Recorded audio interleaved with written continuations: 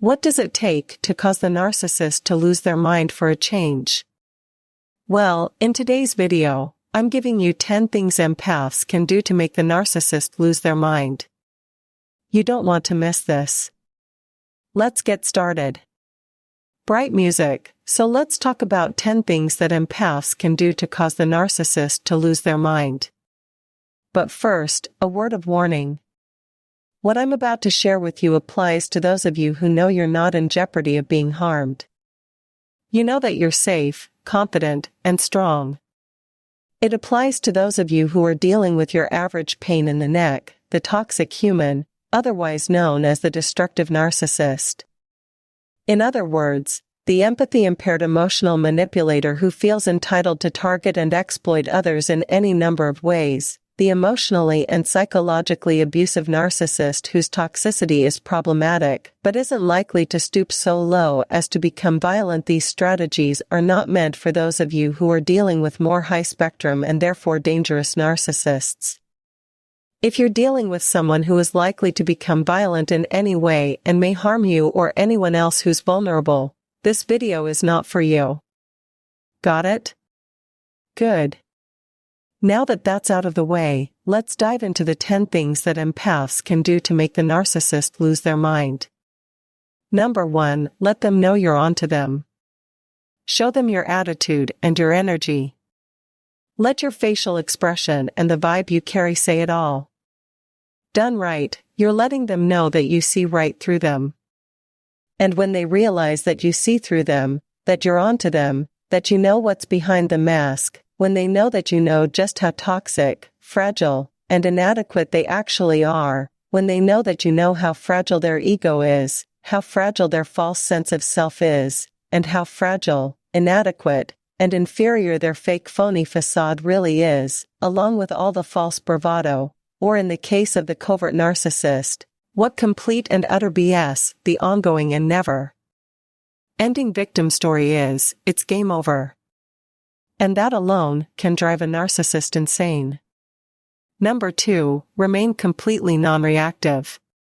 If you want to drive a narcissist crazy, whatever you do, do not react. Refuse to acknowledge their attempts to provoke you, bait you, hook your attention, and inspire an emotional reaction from you. In other words, refuse to engage, respond, argue, or defend yourself. Just refuse to fight back. Narcissists need emotional intensity. They need drama and chaos to feel alive. And they literally feed off of your emotional reactivity, which is why they work so hard to trigger it. Because in their sick mind, this is how they remind themselves just how special, superior, and important they are. In addition, they especially need to target someone whom they can project onto. When you refuse to engage, when you refuse to fight back, when all of their cheap shots, hurtful criticism, personal attacks, and full-blown projections, meaning all of their deeply buried shadow selves that they carry subconsciously, again, their own guilt, shame, and self-loathing, when they're dumping all of their crap onto you, and all of it is met with a flatline, unemotional, non-reactivity, a complete blank stare, a poker face, if you must, but the point is, when you hold this posture, their nonsense has nowhere to land. They aren't getting their dose of narcissism. No emotion, no energy, equals no supply. And when you do this, and their attacks and projections don't land, you don't take on any of their stuff. They literally cannot unburden themselves of the heavy load they carry. And let's be clear, it's their load to deal with. It's not your stuff. And it's certainly not your responsibility. So if you must say something, simply say in as calm and unemotional a tone as you can manage, I understand. Here's the thing, you don't get to take your pain out on me anymore. And silence, not another word. This isn't a reaction. This is delivering information, period.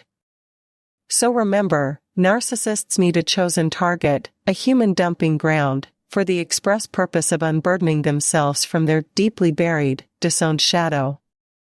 All the stuff they carry subconsciously that they cannot own, accept, or acknowledge about themselves. So when you refuse to react, when you refuse to get into the ring with them, to roll around in the mud with them, when you refuse to engage or fight back, if you remain completely flatline and totally non-emotional and non-reactive, their stuff has nowhere to land, and they don't get to feel the relief of having dumped it all over you.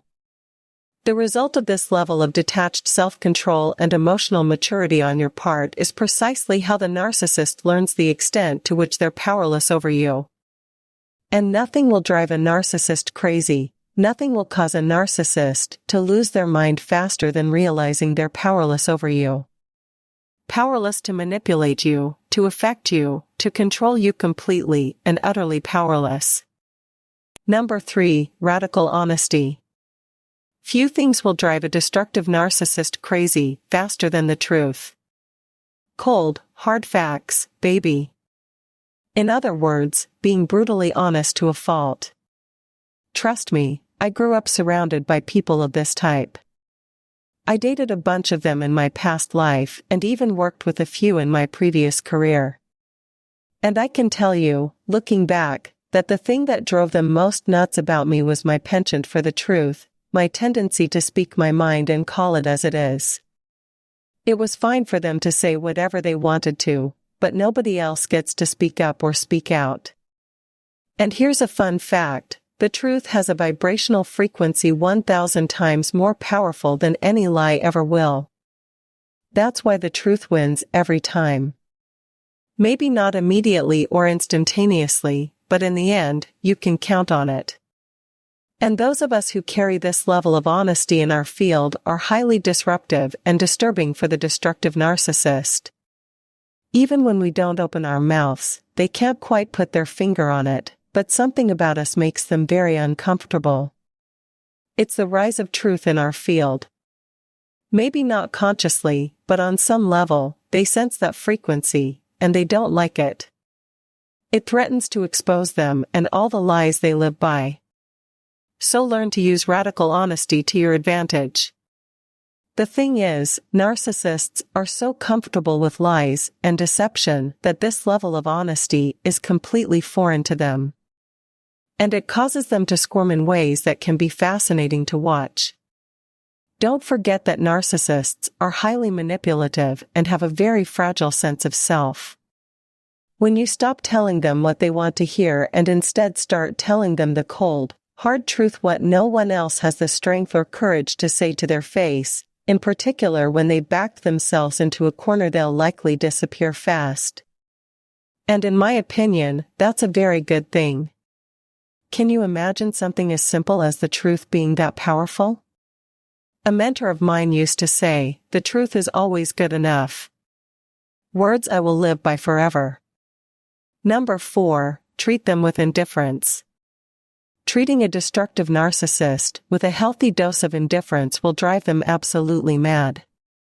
Narcissists feel entitled to treat others with unwarranted and unprovoked contempt and disdain. But when the tables turn, they're often completely destabilized. They can't figure it out. It's a classic case of rules for you, but not for me, the double standard. They can treat others like absolute goo on their shoes. But the moment they realize their existence means nothing to you, and you're completely and utterly indifferent to their presence or whatever it is they think they have to offer, it drives them crazy. Which brings me to my next point. Number 5, rejection. Don't be fooled by the false persona or the mask. Although they hide it well, the majority of narcissists have a deep fear of rejection and abandonment. Now, while they might appear on the surface to be very confident and have strong self-esteem, this is often no more than an act, a facade. Underneath their false bravado is a fragile, insecure, and immature ego that needs constant bolstering. And few things can shatter that false confidence like rejecting them. When you show a narcissist that their opinion has zero sway over you, that their antics, control dramas, power dynamics, toxic gossip, all the loyalty conflicts they create, the perceptions they're busy trying to manipulate, and all the nonsense that they bring to the table, when you show them that you couldn't care less, that you're completely unaffected, not the slightest bit interested, impressed, or bothered in any way. They know full well they're being rejected, and that blows their mind. They have no idea what to do with that. Number 6, exposure. The threat of exposure is terrifying for a destructive narcissist. And this is actually not hard to do.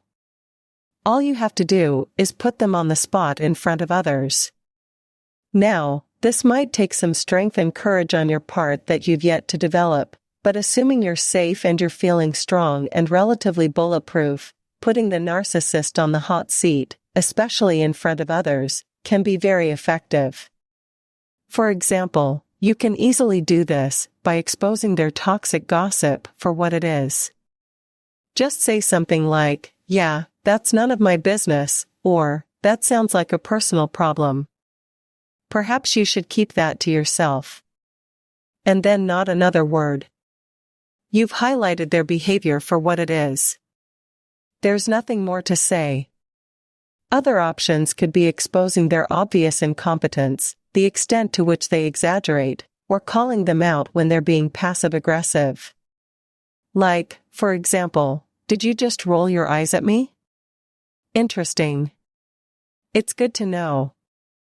And then silence. Not another word. No matter what they say, stay calm. Or better yet, smile subtly and watch the narcissist go on to further expose themselves for exactly who and what they are. You can also ask them a direct question in front of others that they can't legitimately answer without risking exposing and embarrassing themselves. Works like a charm. Number 7, unfavorable comparisons.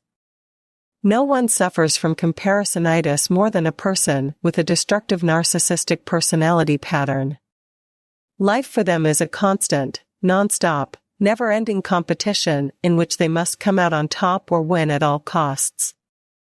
And they're not above competing with their own children, stepchildren, nieces, or nephews, in particular, when everyone happens to have been cast as a family scapegoat. They'll do this in a desperate attempt to shore up their fragile sense of self, and the false image they work so hard to convince you of is the truth of who they are. To a narcissist, their value and self-worth are directly tied to external factors, such as physical appearance, social status, authority, possessions, who they know, and what they, their partner, and/or their offspring do for a living. This type of so-called self-worth is fragile at best because it's dependent on external factors and a competitive perspective. In other words, narcissists can only feel good about themselves when they compare themselves to others and feel superior as a result. But they have a really hard time coping when the comparison is not in their favor or they come up short and are seen as inferior in some way. So, all you have to do is shine a light on the unfavorable comparison, and then sit back and let the narcissist do the rest.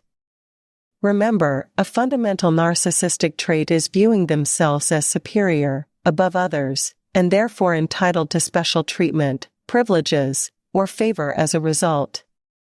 When reality contradicts this view, a narcissist will scramble as their ego defenses go into maximum overdrive. They'll try to minimize or ignore the situation, attack their perceived rival, or find a way to boost their status in a desperate attempt to win the game of one-upmanship. If you've ever watched this play out, you know just how pathetic it can be. Number 8, ignore them. Do not give them any attention. 0, nothing, nada. Don't return their phone calls, do not respond to texts, do not reply to their emails. Give them nothing. In fact, if you're smart, you're not even opening and reading that nonsense. This is how you starve a narcissist to death, both emotionally and energetically, and drive them out of their mind in the process. If you can't ignore them entirely for any reason, then ignoring them is often no more complicated than not taking anything they do or say seriously. In other words, you fully have a whatever attitude, and you don't so much as bat an eyelash in response to the drama, the chaos, the bullying, the toxicity, or the idle threats. In doing so, you're fundamentally highlighting the fact, and I do mean fact, that you're dealing with an entitled emotional toddler in an adult's body who is suffering from egotistical delusions of grandeur. They know it, and you know it.